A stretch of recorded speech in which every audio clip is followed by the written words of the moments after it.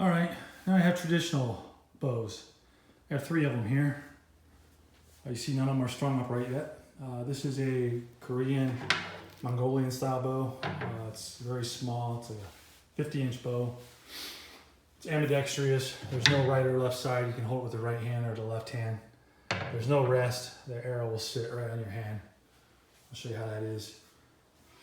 I have a traditional wood. It's a bear takedown Kodiak bow. It's a beautiful bow. Pleasure to shoot. And I have a more traditional or more recent modern take on that. What we have here is a Black Wolf carbon fiber riser, carbon fiber limbs. It's an ILF limb setting. Stands for International Limb Fittings, and they basically can fit into these limb pockets of any other.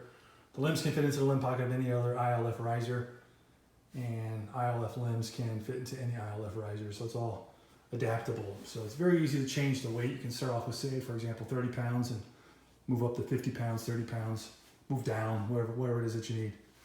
Items that you're going to need, obviously strings.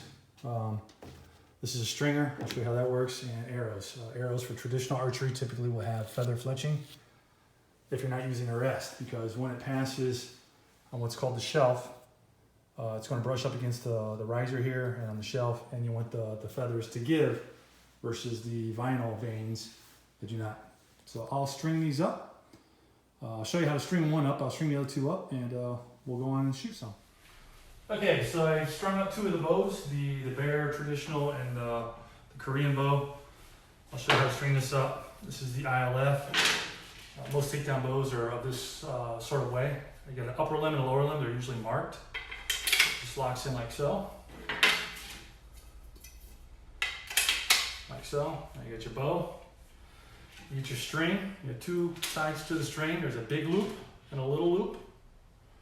You can't see it here, but one is bigger than the other. And the big one will always go on the top limb and slide down. The little loop will rest on the tip, like so. Get your stringer. And on the bottom side, you have a little pocket here. Goes onto there, make sure your string's still in there.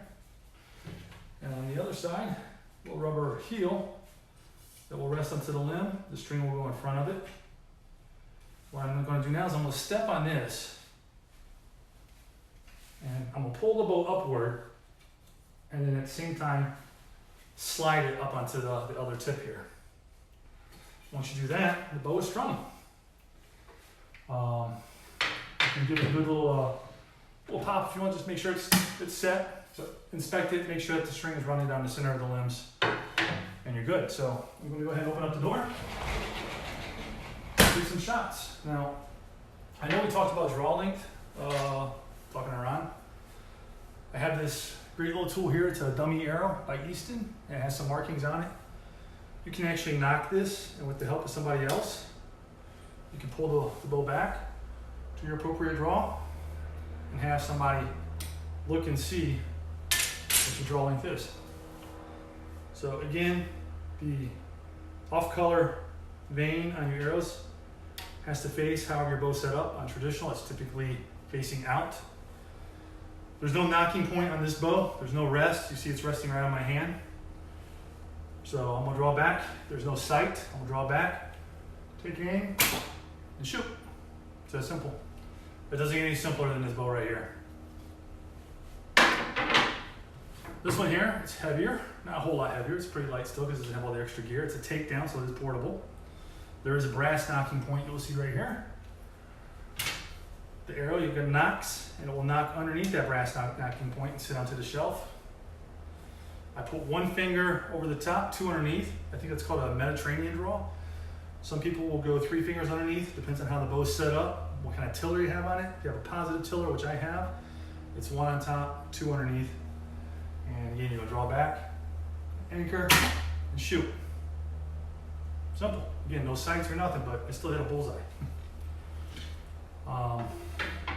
You should actually wear a glove too to keep from damaging your fingers, which I'm not doing right now because I'm taking a few shots. But what you basically do with that is just wrap around onto your hand. This gives you something to grab the string with.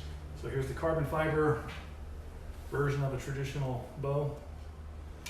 Carbon's not very traditional, and you do have the ability to put a rest on this bow too. pull back,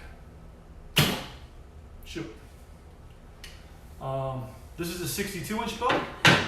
The Bear is a 64-inch bow, and the Korean bow is a 50-inch bow. And that's traditional archery.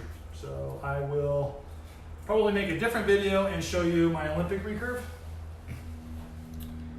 The Olympic recurve's got a lot more involved into it. Probably not something you're going to get started with initially. It's actually where I started. That's where I'm better at. But you can spend a lot of money on an Olympic recurve bow. As much as with all the gear and stuff, or as little as, I'm sorry, maybe $500-600, and as much as maybe $4,500, $5,000. Retail price with mine, I have right around the neighborhood of about $3,500 with the arrows and what have you and whatnot, but it doesn't have to start there. Anyway, I'll upload this so you can see it, Ron.